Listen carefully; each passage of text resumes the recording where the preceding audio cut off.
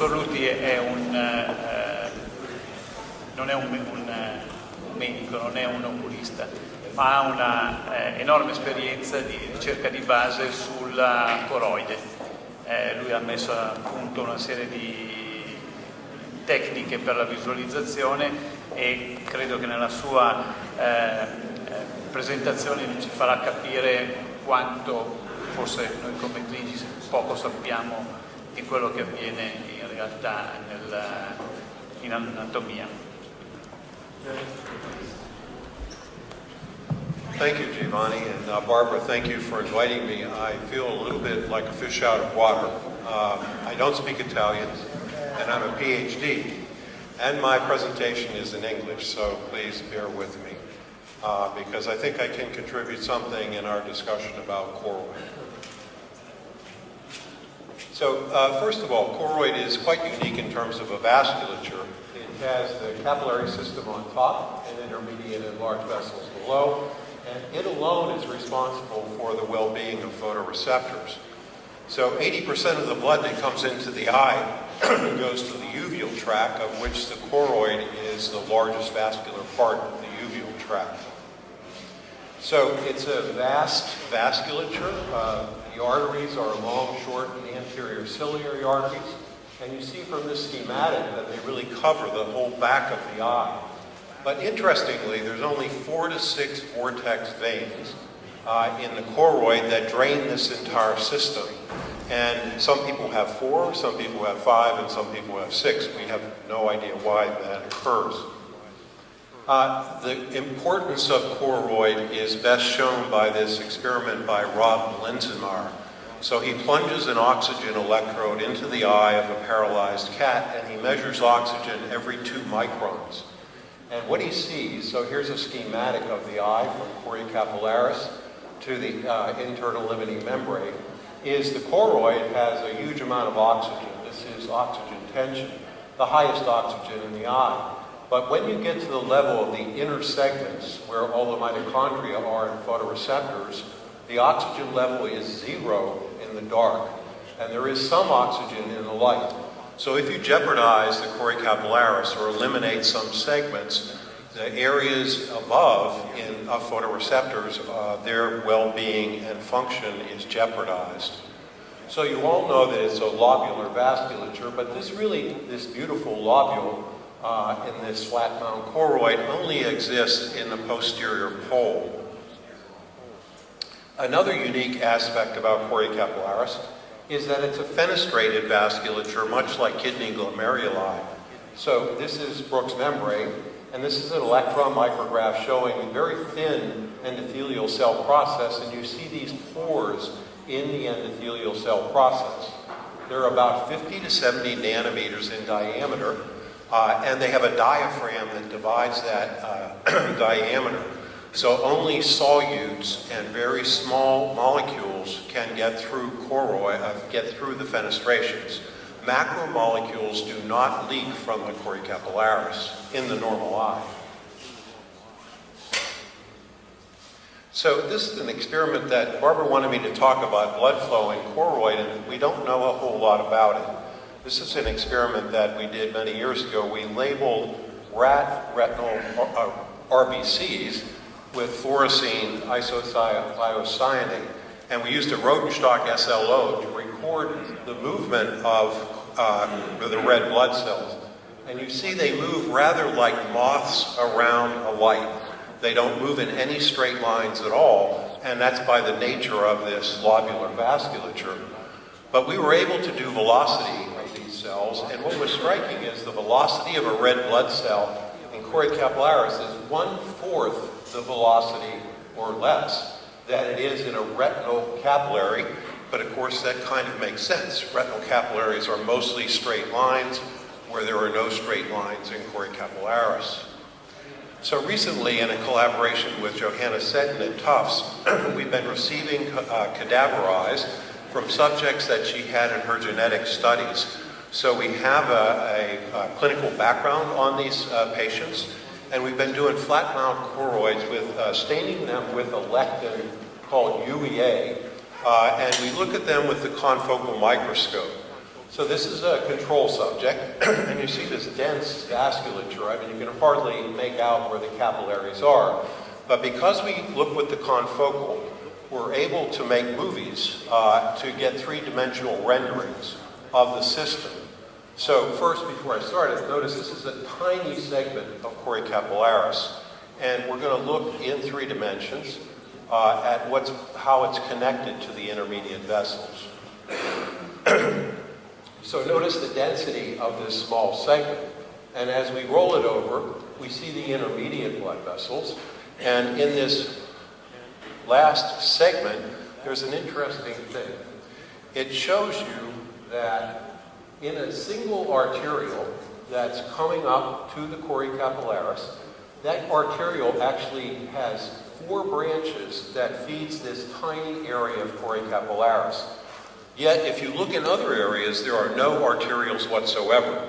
So it kind of tells us that some segments would be susceptible, say this arteriole became occluded, that would take out an entire area of choriocapillaris, and other areas would be unaffected by it.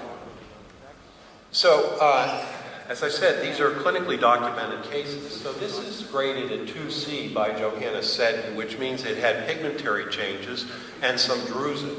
So when we received the eye, we lifted off the retina. Indeed, there were pigmentary changes, but the UEA lectin stained flat mount showed us an incredible thing. In this subject that had early AMD, there's a whole area that has dropout of choriocapillaris. Here it is shown at higher magnification, and we go from a normal appearing choriocapillaris to holes in the system. This is an early AMD subject. And what's even more interesting is that, so here's a normal area in the subject versus the affected area.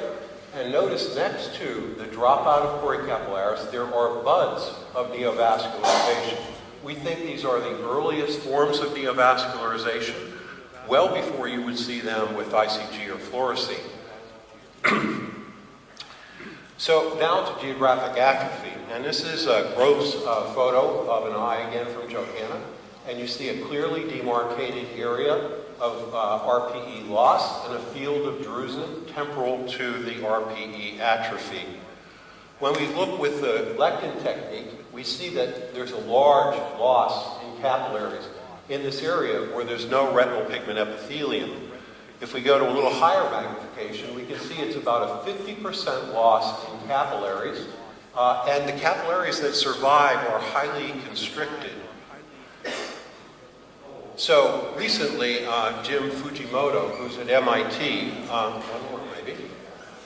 Oh, here it is. Okay, this is 50% dropout, and it is the capillaries diameter is 50% decreased from what it should be. So this is we were talking about AOCT. This is an AOCT that is not available in the clinic from Jim Fujimoto at MIT, and he allows me to show this picture. It's quite spectacular. So with the 1050, he can resolve the choriocapillaris. Yet when he looks at an area of geographic atrophy, similar to our patient over here, he sees some capillary segments surviving. So that means, as Maria was telling us, that there are red blood cells moving in some of these capillaries that are highly constricted, but the ones that are really highly constricted, Jim Fujimoto cannot see. So compare the density of capillaries in central atrophy here and here. So our technique shows us viable capillaries, and we see a lot more than you would with AOCT.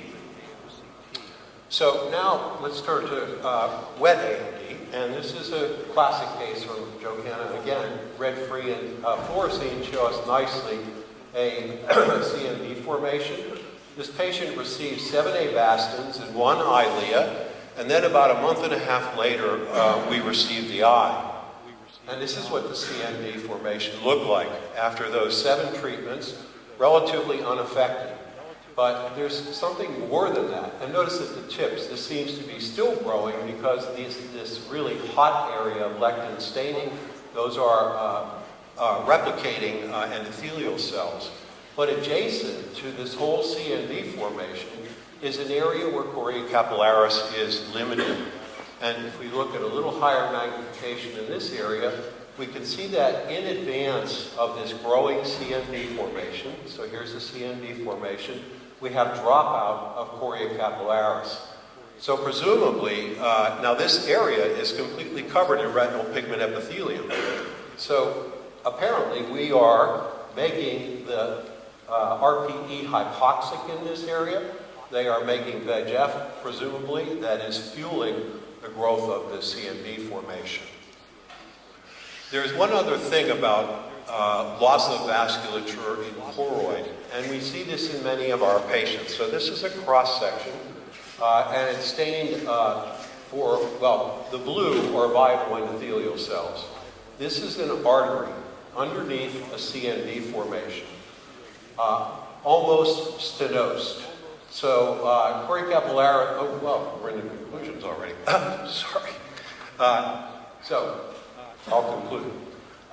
So we have slow flow normally in choriocapillaris.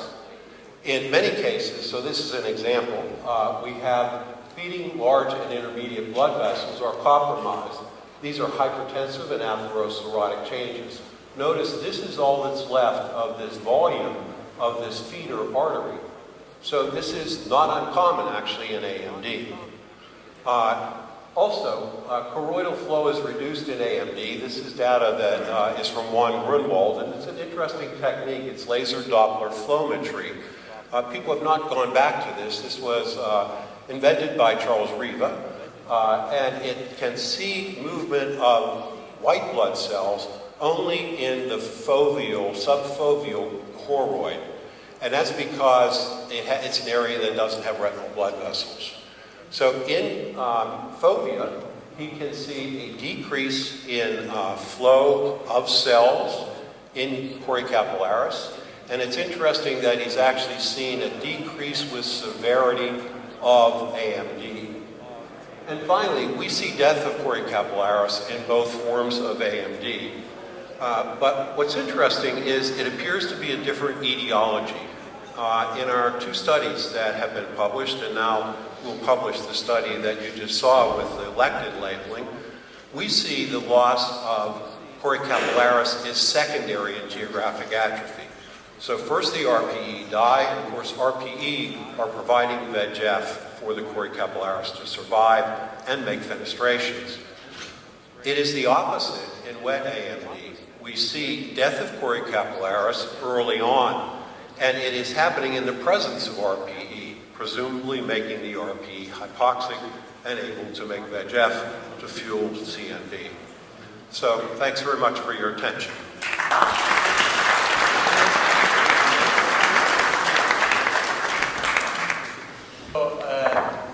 Jerry, of course we know just a little as a clinician about the choroid and everything. There are two, I think, two main, at least, speaking about choroidal neovascularization and geographic atrophy.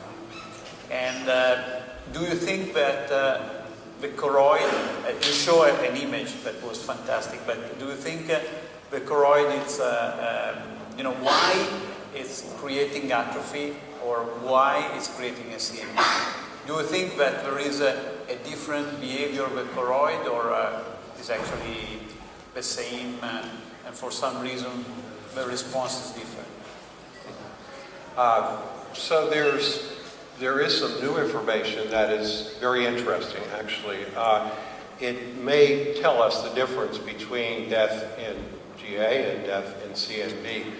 And Rob Mullins has shown that those pillars, that intercapillary septa, that are between the choriocapillaris lumens, that they actually have what's called MAC complex, the end-lytic complex in complement. And that's adjacent to endothelial cells, but it's interesting that it's not lytic in some eyes, but it is lytic in other eyes.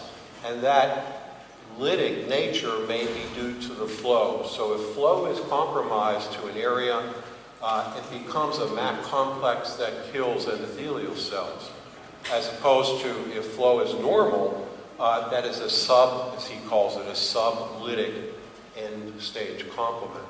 So that may be something that's new data that we know very little about. The other thing that is possible is that we have a vascular etiology, basically. And we're trying to look at the secondary, at the intermediate and large vessels in these patients also with the confocal. It may be that in CNV, these are people that have vascular compromise throughout their body. And why shouldn't choriocapillaris go along with the rest of the vessels? And you saw one of the almost stenotic arteries in a CNV patient. Whereas in geographic atrophy, we may be looking at another cause of endothelial cell death. And we recently published, and Barbara was going to maybe feed me a question about this, a study on mast cells in choroid. I would like Yes, to feed you a question. Please, feed me a question. Because Professor Dr Lutty was asked for us the main advantage to know the choroidal flow and the choroidal response is to be able to modulate the choroidal flow with drugs, either to cure exudative CNV or geographic or myopic alteration. So I would like to know from Professor Lutty, how can we modulate the choroidal flow, if we can, with drugs, and if there is a role for inflammation in all the disease that we are talking about. So I think it's possible that we can, in the future, modulate the flow in choriocapillaris. We now know that from recent studies that the control of the blood flow is actually in neurons in the face. The pterygopalatine nucleus is sensing blood pressure, sending signals to the ganglion cells in choroid, and they in turn are making nitric oxide from the neuronal loss enzyme that allows vasodilation to occur. And you must have that in choroid because it turns out that the opposite endothelin, which makes vessels constrict, it's actually the highest concentration of endothelin receptors in the body is in the choroidal vasculature. So you have to have the vasodilator, NO, and you have to have the constrictor to balance. Now it may be that the ganglion cells are dying in choroid. We don't know really who is dying in choroid as it thins. It's possible that all the cells are. So there's another issue that has come up just within a month actually, and that is a receptor called GPR143. This is a receptor on pigmented cells, and it binds L-DOPA. And it turns out that pigmented cells, like the melanocytes in choroid and the retinal pigment epithelium, in making melanin, this enzyme makes L-DOPA. And L-DOPA, of course, is what we're giving to Parkinson's patients to help with their movement disorder. Turns out L-DOPA is a vasodilator. And in people that receive L-DOPA for Parkinson's and other motion diseases, they actually have much less AMD. And if they have AMD, it progresses very slowly as opposed to subjects that don't take L-DOPA. So it's possible that we could give a vasodilator when we see a slow flow in the future with AOCT maybe. We could say, well, let's give a vasodilator. There are obviously obvious ones like sildenafil. There are also, I don't know if it's on the market, but there's a NO donor that a French firm was giving that's long-lived. So you actually could give it, and it could, unfortunately, it would dilate all the blood vessels. So you must be careful with that. But L-DOPA is another possibility, or a derivative of it, because L-DOPA long-term, one of the problems is you start to have vascular permeability problems. So you have to be careful with that. But I think we have drugs coming up in the pipeline that could be useful for this as we start to understand how the blood flow is controlled in choroid. So you asked about inflammation. And I'll feed into that back to Giovanni's question. We've been lucky enough to, with these Johannes-Sedin patients, been able to look at the inflammatory cells in choroid. And there are two types of macrophages, and there's also mast cells. People don't even think about mast cells in choroid. You think about mast cells at the conjunctiva, and you give things like chromolysin when somebody gets a toxin on their eye.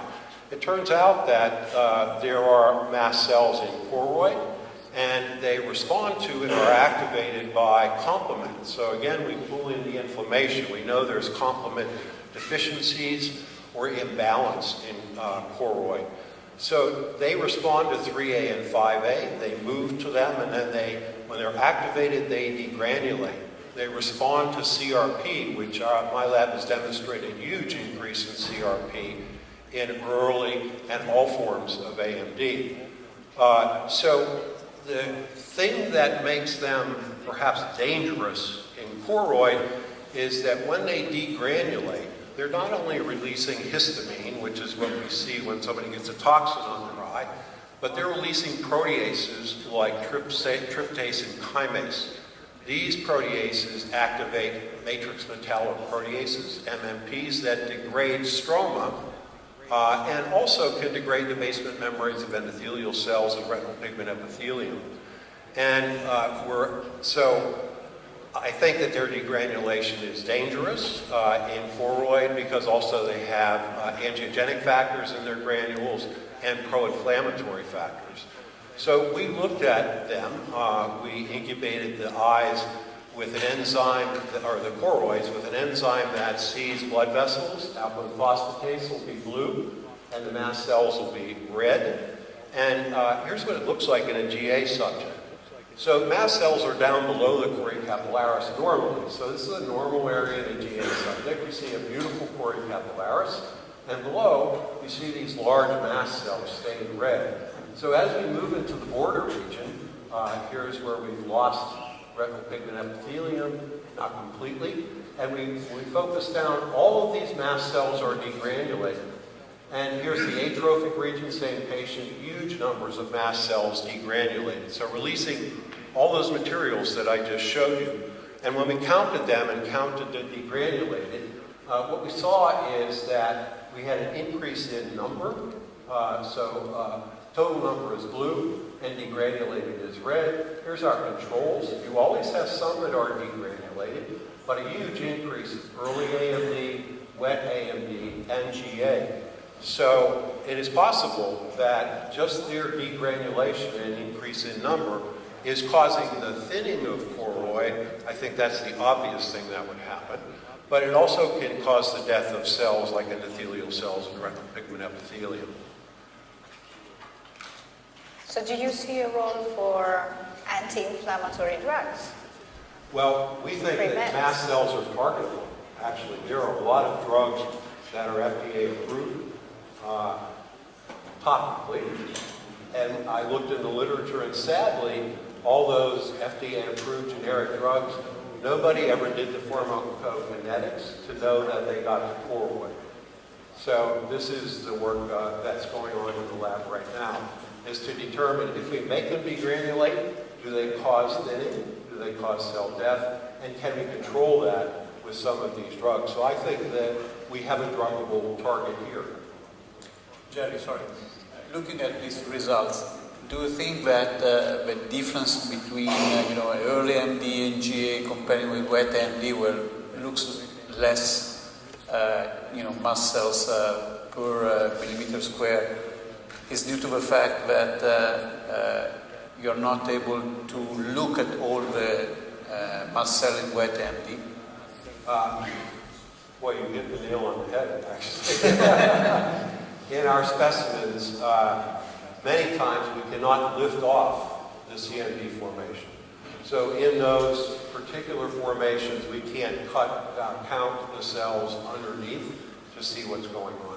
We have a couple subjects where we were able to snip it off, and it turns out the numbers are very large.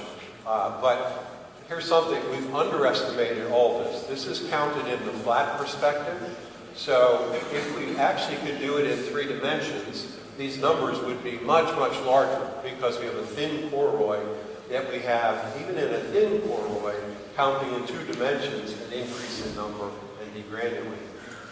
But it is interesting that there are mast cells in the CNV, which I don't think anybody, perhaps one person saw a mast cell before.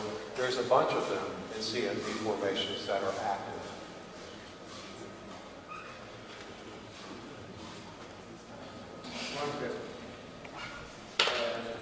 I realized that the blood flow velocity in the choriocapillaris was that much slower as compared to the retinal vessels.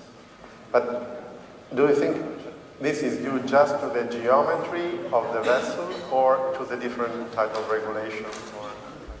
Well, there is not autoregulation in choroid. Yeah. So that's an issue right there. It doesn't respond to hypoxia. But I think it's all geometry. As I was insinuating, when you're looking at velocity in retina, it's a tree. It's a straight line. When you look at velocity in choriocapillaris, every time a red cell gets moving, it bumps into an intercapillary septum. Then it goes off to the side, bumps into an intercapillary septum. So I think geometry is the big issue. There's plenty of room. So red cells don't need to compress in choriocapillaris because it has huge, broad lumens, but there's no straight lines. In this new era of imaging that allow us at least to see choriocapillaris with an angiosty, we know that we have the problem of dynamic range of speed of erythrocytes that probably is too low now in the choriocapillaris. But if we will be able to overcome this problem and we will be able to monitor our patients just in looking at the choriocapillaris, we will be able to predict the transformation between a early AMD to wet AMD or something like that? I'm very hopeful that you will. I think that, I don't know if the current AOCT that we were seeing in the last for the session before is at 850 nanometers, which is considerably less than the 1050 nanometers that Jim Fujimoto has. So we may have to wait till the next generation of AOCT, but I think with this generation or the next, we will be able to see those small areas of choriocapillaris loss in the presence of retinal pigment epithelium, and then you could make a decision. Should I treat prophylactically or should I not? And maybe there's a certain size of an area like that that you would want to wait until you start the treatment. So we're looking at those buds right now. We think those are probably loaded with VEGF receptor 2. And so if that's the case, and they're proliferating rapidly, then you might want to treat prophylactically if you saw an area like that. And I was wondering, listening to your explanations, what would happen in myopia, high myopia to the choroid? I mean, we know that in high myopia. Scusa se rido, vi apro una parentesi in italiano perché voglio che la capiate bene. Le motivazioni principali per cui ho invitato il professor Dr Lutty è che in una chiacchierata con il professor Staurenghi ero così desiderosa di capire di più come si fa a modulare il flusso choroideale in generale per riuscire ad aumentarlo, nella speranza che magari riuscire ad aumentare il flusso choroideale nella miopia potesse portare a miglioramenti funzionali in alcune tipologie di miopi, così come voi sapete che sono interessata alla chirurgia choroideale, al trapianto di epitelio pigmentato, e anche lì mi chiedevo come migliorare la vascolarizzazione choroideale all'interno del patch. E da qui, durante la chiacchierata, è nato proprio l'idea di chiedere al professor Lutty delle conoscenze in più sulla modulazione del flusso choroideale. So I was explaining them the reasons why we started to talk about the hope to modulate and improve the choroidal flow with the two main objectives: improve it in AMD and in submacular surgery, and improve it in high myopia. And so we connected to your questions. And Professor Lutty, he will say, what do we know about the choroidal flow in high myopia? Right. So, unfortunately, I've never had a high myope in my collection of preparations. So, and I made my people, when Barbara asked me this question, I'm like, well, we have to know something about it. And I did not have any specimens that I considered high myopes. I had very thin choroids, but they did not have high myopic retinas. So I turned to the literature, and unfortunately, there's hardly any literature that has quantified what is left in a choroid of a high myope. I was saddened by that. I assumed that somebody like Dick Green or Foose would have at some point looked at that. From what we see in geographic atrophy, which is in a way, I mean, because you have thinning of choroid, the whole dynamic of retina and sclera changing is not there. But it looks like all cells are dying as a choroid thins. But in high myope, this is happening from developmental times, although we don't really see it until later on. That young high myope probably has a thin choroid and a thin sclera, because those are developmental things. As that eye expands and changes shape, it has to elongate and stretch. So the time to look would probably be early on if we had a specimen. And I think that would help us understand who's dying in high myopia. I think, though, because the high myope has many other things that happen, like lacquer cracks, which, as I understand it, are loss of retinal pigment epithelium, so you can see choriocapillaris, that perhaps in AOCT, in those areas, even the 850, and perhaps Giovanni could pipe in here, can you see flow of vessels and what vessels remain in a high myope? Or can you do perhaps laser Doppler flowmetry because these areas are missing or PE? But that's the greatest problem. We don't have a good imaging technique to highlight the flow, the choroidal flow. We don't have it. There is no way to measure the choroidal blood flow in the choroid, as you confirmed, besides maybe laser Doppler flowmetry only in the submacular area. So in order to be able to modulate the blood flow and all the consequences of lowering or increasing the blood flow, we should first have a good imaging technique to measure it. Because connecting that to my computer, I would like to show one slide. Can I disconnect the computer? Unfortunately, we have to conclude this session as well, but I want to conclude the session with a challenge. I am sure that modulating the choroidal flow is key, possible key, to solve some of the problems that we encounter in our daily practice. Look at the slide on top, and that's the slide below. This is the same patient, the same eye. On the bottom, you see the scans taken 2 weeks after a procedure that had the aim to modulate the blood flow.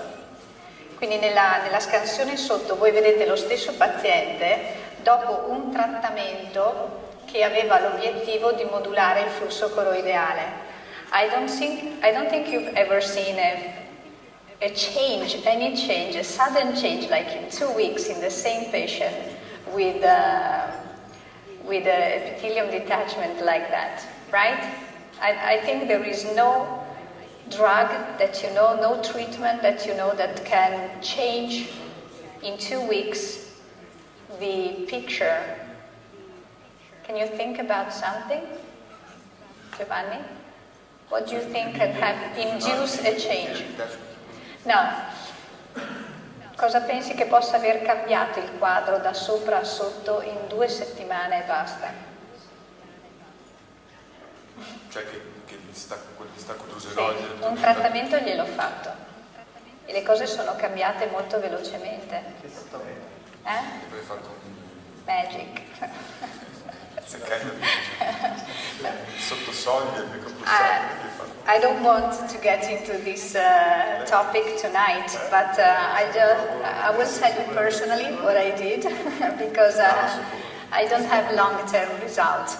But the point is that I think that by knowing better, understanding better how to modulate the choroidal flow, maybe we can reach new therapies. What do you think? I'm impressed. And so, you're not going to say what's therapy? Actually, What is? And can you show us, for instance, the thickness of the choroid between the two tongues? yes, the thickness of the choroid is increased, and it is a surgical procedure that aims to improve or increase the choroidal flow by closing the vortex vein at the emergence from the sclera. I think this is a completely new field. I don't want to get into this topic tonight, but it's worth studying. Certainly. Okay. And maybe we will do it with your help. Okay. I would love to help you. Avete altre domande? Tagliare poi così la capiamo bene.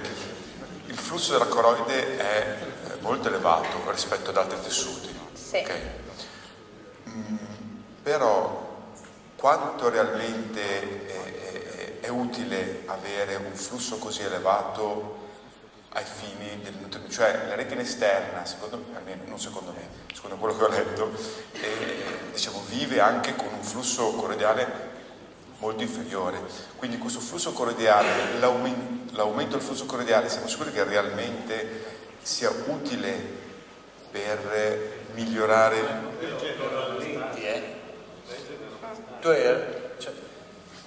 Lo dico in inglese così. Sì, ok. Jerry, okay. in this case, she's not improving the flow, she's decreasing the flow. Because she's closing the vortex vein, Okay. so you have a stasis, you have a thickness, increase of thickness of the choroid, because the outflow is reduced. So you reduce also the income flow, not only because of. So it has to do with the amount. It's like a closure of a vein, a thrombosis of the vein in some way. So you actually have a stasis and you have increased thickness. So you're not increasing the flow, you're increasing the thickness because you reduce the flow. But what is the rationale? It's to improve the amount, I think, and not the blood flow in this case. But it's too early to say anything. So I don't want to get into this topic because we need more information. It's just the beginning. I'm just showing that some results allow me to think that it's worthwhile to have more information on the choroid and its role in modulating what happens to the retina. So I have fears of what it could do, but the outcome from your patients and from Richard Luskin, who does this in France, are pretty impressive. But the increase in the thickness of choroid kind of bothers me because I think it's increasing because the pressure head is probably increased. The amount of fluid that goes out of fenestrations may be increased. And in choroid, you don't make cysts because you don't have cells like Mueller cells that have water pumps. Instead, you fill the stroma with fluid. And that's what happens. We now know, simple things like standing on your head in yoga actually increases the thickness of choroid, probably because of hydrodynamic influences and pushing the fluid out of fenestrations. Now that is a reversible process, but it's, we've never done it before, so I don't know, what will be the outcome of this. Mi dispiace moltissimo dover concludere la sessione. I really have to close the session. Grazie a tutti, vi lascio con tanti dubbi e con la voglia di andare avanti a studiare. Andiamo avanti con le eredodistrofie, grazie. Thank you so much.